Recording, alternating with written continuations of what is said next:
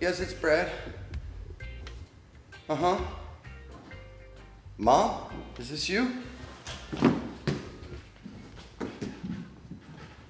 Well, good morning, Braddy Patty. It's only 1 o'clock. What are you doing, just waking up?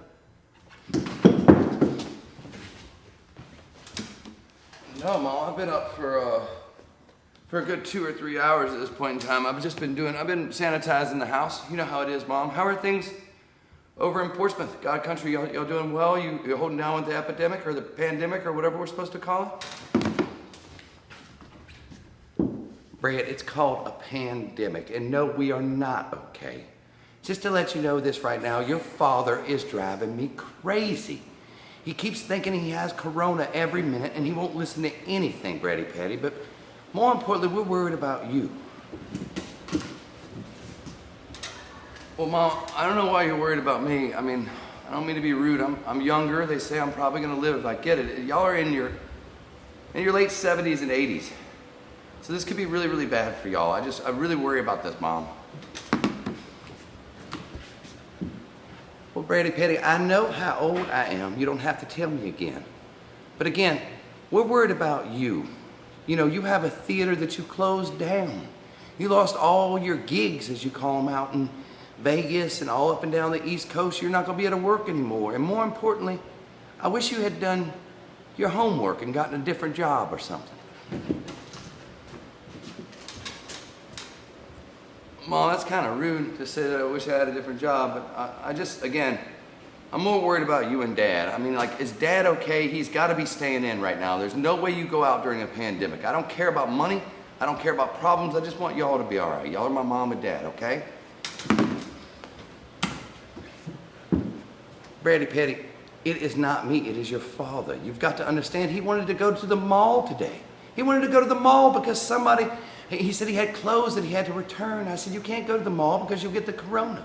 He also last night said that he felt the corona come into the bed with us. He said he actually felt that he was talking to it. It's driving me crazy. I'm not sure what's worse is to either have your father screaming about the corona or the coronavirus itself.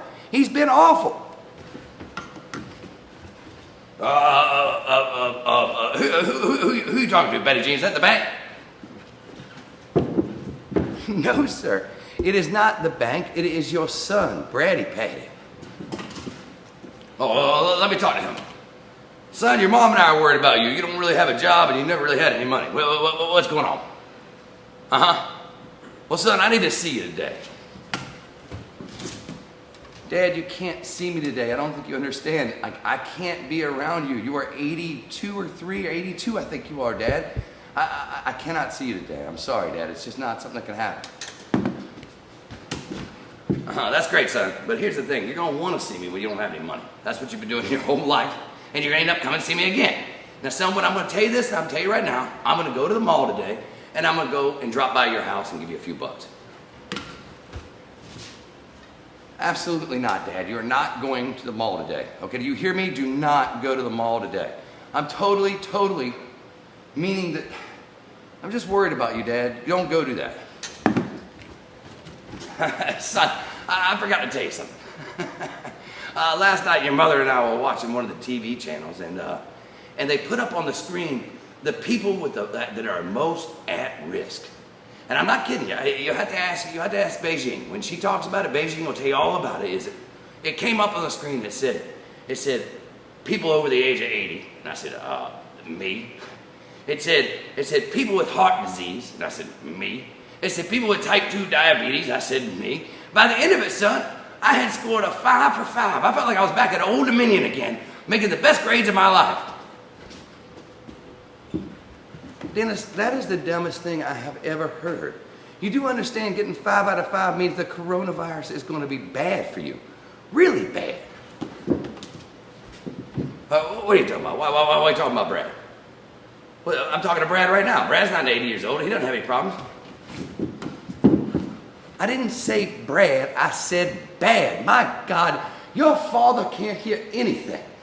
Brad, we need to see you, Braddy Patty. We love you, and we don't like this coronavirus, and we're old. We want to sit together and talk with you. Yeah, son. If there's any way I could get together, I'd love to talk to you about Samuel Pepys and the Great Plague. Wouldn't that be fun? We can go to like Taste Unlimited or something. Dad, I'm not going to tell you this again. I'm not going to be able to see you. I love y'all very much. Please be safe, okay? Don't tell me what to do. Bye, Brady Patty. Good talk. So here we are, the pandemic. I'm Brad McMurran, the co-creator of the Push Comedy Theater, and behind me in the camera is a man named Sean Devereaux. He is my business partner. And we've had to close down the theater. If you could tell, it's very hot today. I'm still very sweaty. I'm gonna be very serious with you. We've had a lot of problems. What are you telling me to do? Back up a little bit. Okay, well, why don't you back up? You're too close. Okay, fair enough. 6 feet. So anyway, we've had to close down the theater. So when we've closed down the theater, we're trying to think of interesting ways that still people to have business, but to be very frank with you also to still find some comedy. Like right there, if you see my perspiration, I have no idea whether this is picking up on the microphones. I have no feedback from the audience. It's almost like being jail for me. But that's the world we live in right now, and I want to let everybody know we're still going to keep fighting. We want everybody else out there to keep fighting, and I'm going to be coming and doing these things with you. And we're getting artists to come in and do these things with us all over the place in the next coming weeks that we're going to be closed, it seems like, hopefully less. But we really urge of you to help us out anyway, help everybody out in any way, because I know we're in some bad financial problems. But I do want to finish something is, you heard right then the story of my parents. And my parents, as I said, my dad's 82, my mother is 78.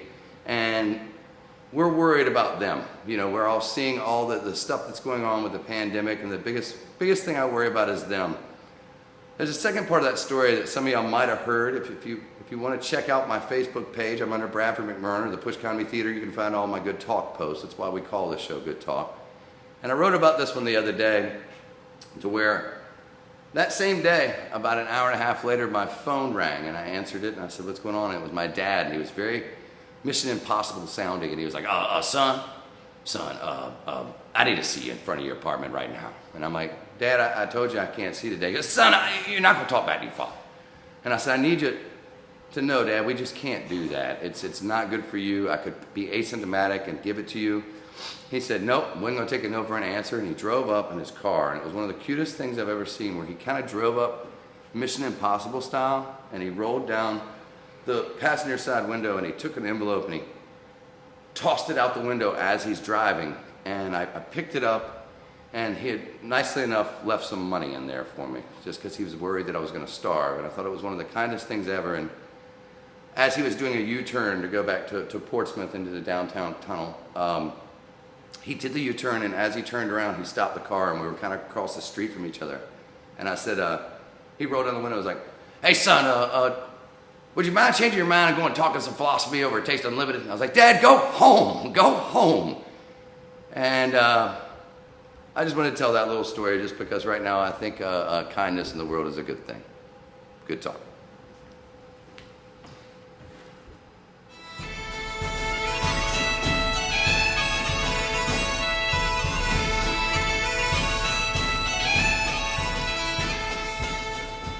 Happy St. Patty's Day.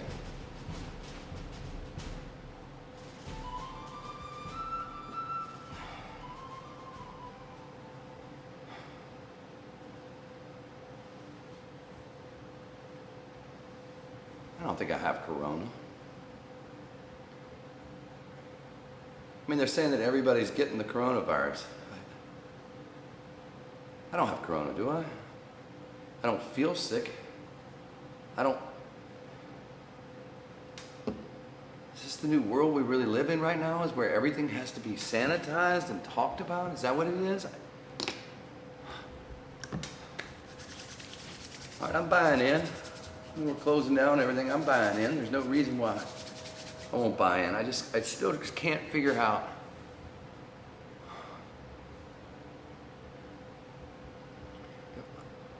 I could get this.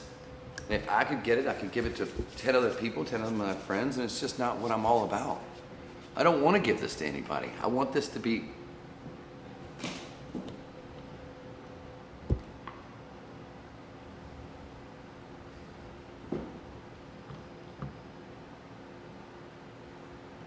want everybody to be safe. I just don't, there's no way I want to feel like this, that everybody's going to be sick, and then the next thing you know, is we'll all be sick. It's got to be going into everybody else's mind. I'm not the only one that's going crazy here. I mean, like, I sanitize before everything. I try to do everything right. I really do. I just wish something would tell me what to do. I'm frightened. I'm in chill right now? Is that what this is? Do I need to shut the window? It's everywhere. Corona's on everything. It's on every goddamn thing in my life. I can't find anything that doesn't have Corona on it. Oh my God, no. This can't be happening. I can't do this anymore. I need to calm down. Corona's everywhere. Corona's everywhere. I cannot handle this. Does anybody else feel it with me? There's two people, there's nobody in the crowd to feel with me right now. You've got to be able to feel this is everywhere. I can't. You know what? Screw it. Screw it. Screw it. If I'm going to get the coronavirus, I'm going to go out my own way. Fireball town, mofos. I'm going to fireball it up, not worry about tomorrow, and let's get it on.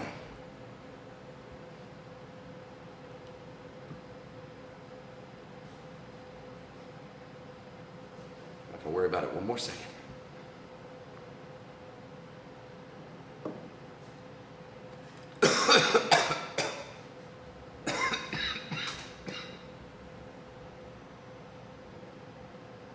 God, that was a dry cough. Good talk.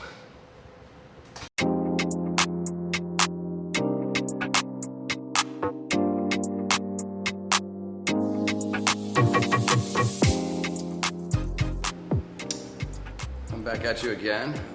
Some of y'all don't know who I am. I opened a comedy place. I've been doing comedy for 15 years. Professionally, and we opened this Push Comedy Theater 5 years ago. Like I said, I opened it with the guy that's running the camera with me right now, and he's giving me no laughs tonight. It's very awkward. Like, I'm either bombing right now, I know I'm going too fast, or I have no feedback. So if you can, on Facebook right now, if there's something working for you, give me a heck yeah. But if there isn't, let's go ahead and tune out. That's sort of the way we have to go. But on a real talk, being in business has been hard. You know, you get into the comedy world, you get into business, and we try to create improv, you know, where we really try to change things up. And I wanted to bring improvisation to my local area of Portsmouth and Norfolk and Virginia Beach and the 757, and it's been lovely. We've built up, you know, over 18 to 20 classes we teach here in improvisation, sketch comedy, stand-up comedy, and it's been great. But never in a million years would I have thought, when we opened the place, that my business would be closing down because of a pandemic. If you'd have given me a whole bunch of other reasons to close down, I could have said easily for you. I've never really held a job. I'm not very good with my bank account. The guy I went into business with, the one behind me, has low-grade narcolepsy. And I just can't tell you how badly thinking that we would be out of business because of a pandemic way before us going chapter 11 just doesn't make sense to me. And I was walking around, I can do this now, I was walking around the Neon District. I've been debating on talking about this, but I decided we're all in a community together, and we all have feelings, and it's time for me to step up with my feelings. And I went down to the Neon District. I don't remember the date of it, but I believe it was 2 days ago. And when I came down here, there wasn't anything going on. It was sad. I walked all up and down the Neon Districts down in Norfolk. It's right off of Granby Street. And I walked there and here, and I kind of sanitized the place. I know most of you don't believe me, but I did. And I walked down this way, and La Brioche, our friends at La Brioche, were still open, but they had closed it where they had any seating, and which I completely understand. And I went in there and got a coffee and talked to the, French to them. I only say the same thing every day. I say, "Je mange beaucoup," and they say, oh yeah, we know, Brad, you eat a lot. And it's the only thing I know how to say in French, and they know that. So we have a thing we say back and forth to each other, was "Je mange beaucoup, everything's good." But the other day I said it to them, and they wanted to talk, how are things, how is business? I told them we were closed, and how sad it was to look around the neon plot with nobody here. But there were all these cars parked everywhere. And I thought, well, is it Zeke's? And Zeke's was, I think that I just heard they just closed down, and that wasn't where all the parking was from. And I couldn't figure out where all the parking was from. So I kind of made a U-turn and started walking down towards Granby, the side of Granby, And I started walking down there, and Bob's gun shop. And Bob's been nothing nice to me, but Bob's gun shop is completely packed. I'm talking about there are people out the door at Bob's gun shop, and I thought to myself, my God, there's somebody that's making some money during this craziness. And I ran into somebody, and I'm sure he's watching it right now, and I apologize, I'm gonna pick on you a little bit. I ran into a guy that, I won't say his name out of respect, but he came out and said, hey, Brad, you going to go get a gun? And I'm like, no, I'm just kind of wondering what's going on. Did you buy a gun? He goes, nah, man, just brought some ammunition. You know what I mean? Can never tell what's going to happen to all these crazies. I'm like, is it popular in there? Is it packed? He's like, it's completely packed, man. And I thought to myself, wow, never in a million years would I thought I'd be in a neon, like a Norfolk Arts District, where the most popular thing in the Arts District was guns. And I'm not trying to get too big on the guns thing. I'm just saying that's observation, right? That's literally what happened. It was just packed out there. And my friend Sean and I, we work for some sort of ad campaigns from time to time.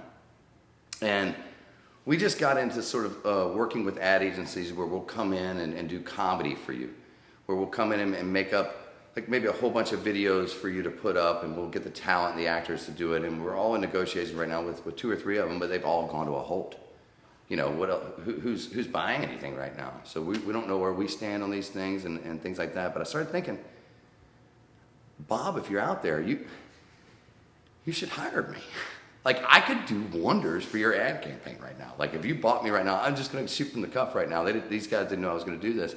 But if I could be your ad campaign, I'd have it just you selling the guns right now at this time. I know my people from Portsmouth. I love God Country Portsmouth. I know Suffolk. I know Norfolk. I went to school over here. I went to the Harvard of the South ODU. I know my people. And I know they were out there that day, and some people that are very against that, they're all, they were all at fairgrounds earlier, but they've left now because that's closed down. And what I'm going to say to you is, I could do a good job with you. I would just have you pitching it. So I want to imagine right now, let's imagine that this is a camera. I'm going to pop into this camera, and then I'm doing the pitch I do. I would just have a video of you selling ammunition and things like that during the times of the COVID crisis here right now, and it would go like this. Well, howdy. Welcome to Bob's Gun Shop. Hey, before I ask you anything, everybody a little freaked out about the old coronavirus, because I sure scrap him. Now, let me tell you, if you want to come on over here, I'd love to show you what I call my favorite right here. This is a 9mm 87. Now, right now, have you ever thought to yourself, hey, I got to go visit my grandma. My grandma's up in the hospital. And you walk in that place and somebody says, hey, did you wash your hands, sir? And I'm like, why would I wash my hands? I don't need to wash my hands. They'd be like, but sir, haven't you heard about the coronavirus? I'd be like, I don't need to hear about the coronavirus. Coronavirus comes up to me, I just take the gun, pull it out, bam! Kill the coronavirus dead. Now, maybe that's not your speed. Maybe your speed's a little bit different. Maybe you want to come on over here. Pick out this lovely gun over here. This right here is a Beretta 84. If you want to buy yourself a Beretta 84, the only thing it's good for is killing vampires. I don't know about y'all, but I done seen Legend, and I'm going to promise you this right now. If Legend thing's going to come true, and vampires or zombies, whatever the hell we call them, what's going to happen to me is if a vampire comes up with COVID vampire, I just had a stroke. But I'm going to tell you right now, if we end up having a the COVID virus come into my face right now, I'd be like, are you a vampire? They'd be like, well, I don't really know. I'd pull out this thing, bam, they're dead. There goes the vampires. And last but not least, if that's not the one that you want right here, I have got the gun of all guns. This gun right here, if I may say to you, I call the killer.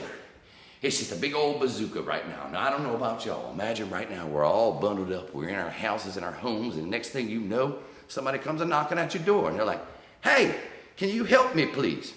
Now, I don't know what y'all do when people ask me for that, but when somebody asks for my help, I shoot them dead. That's what I do right now. I shoot them dead. So if you want to buy this, come on down to Bob's Gun Shop. We are open 48 hours a day, 72 hours a week. Good talk.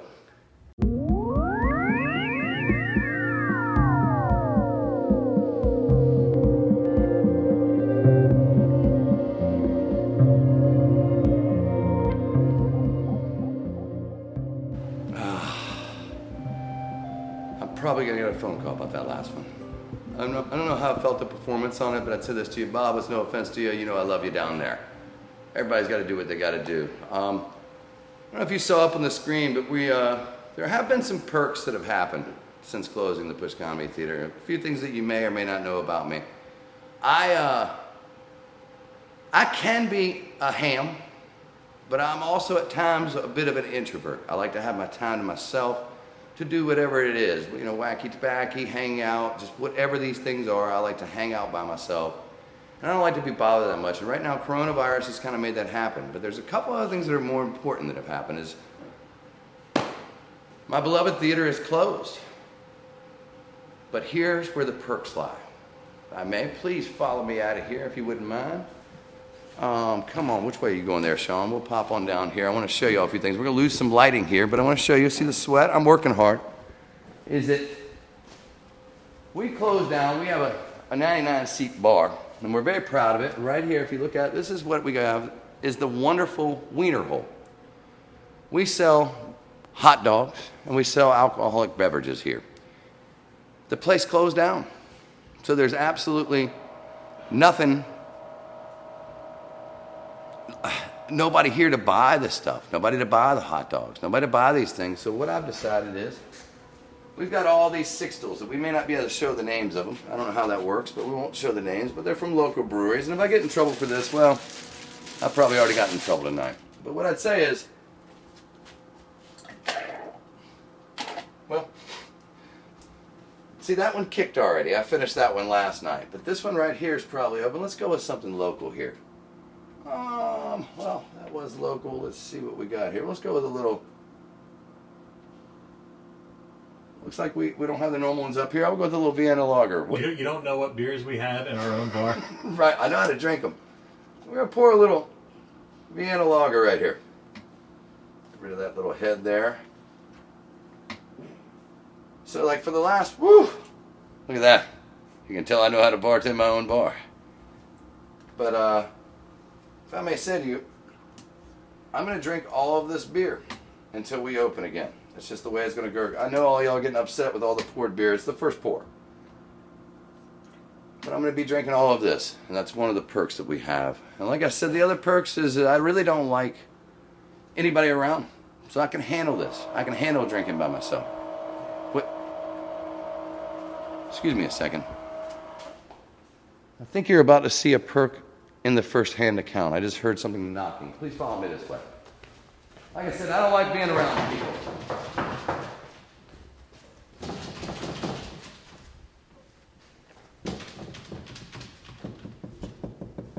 Yeah, who is it? What do you need? Hey, what's up, Brad? Hey, I got some sketches I got written up, and I have been trying to call you. You don't answer my phone calls. We're in the middle of a live streaming right now. This is Keys Wren. He's a student here at the Push Comedy Theater. And what did you want to talk about? No, please don't come in here. Please don't come in here. We have a coronavirus. All right, no, Keys Wren, go ahead and go. Go ahead and go. Go ahead and go. Go ahead and go. Come on, man. Ladies and gentlemen, that was Keys Wren. He's a student here and quite possibly one of the most annoying people I've ever met in my entire life. Because of the coronavirus, I can tell that man to please go somewhere else, and he thinks it's because I'm being socially conscious. I'm not. And for my last bit of the night, one of my last perks that I have here at the Push Comedy Theater, besides all the beer in the world and the chance to avoid annoying students like Keys, is this final little ditty. I walked in the other morning in here, and this was sitting right here. And I didn't know what it was. You can probably see right here. I was a little confused on what it was. So I pushed it all around to figure out what it was, and I looked for the side, for where it was cut. I couldn't find it. I got to here. Because when I opened it up and I thought to myself, a space odyssey. Dun, dun, dun! Toilet paper! Dun, dun, dun, dun, dun, dun, dun, dun, dun, dun, dun! Toilet paper! Dun, dun, dun!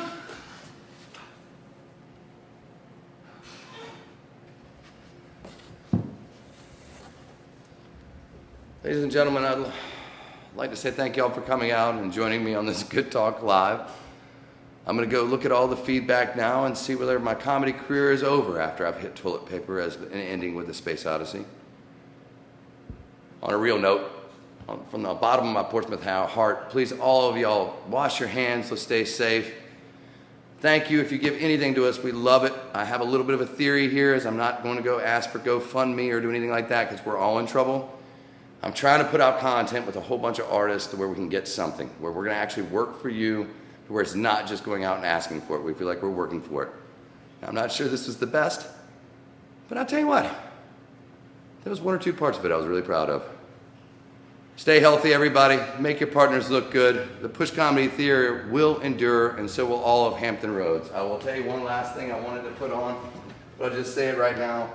Despite picking on my friend down at the gun shop, we are all together, no matter what. We're all together with the Neon District. We believe in here. Thank you to everybody that's helped me, to Scott Rose, Sean Devereaux, Rob Holmes, Matt Cole, and even my friend Keys Wren. I really appreciate everything they're doing for me. Tune in. We'll have shows all weekend. Coming up on Sunday is one of the most exciting ones we're going to have yet. Thank you. I love y'all. Don't forget Saturday. It's Saturday. Saturday is the Brad and Scott musical. But yes, like I said, check out everything we have going on. We would love it. Please support everybody. I love y'all, and as always, good talk.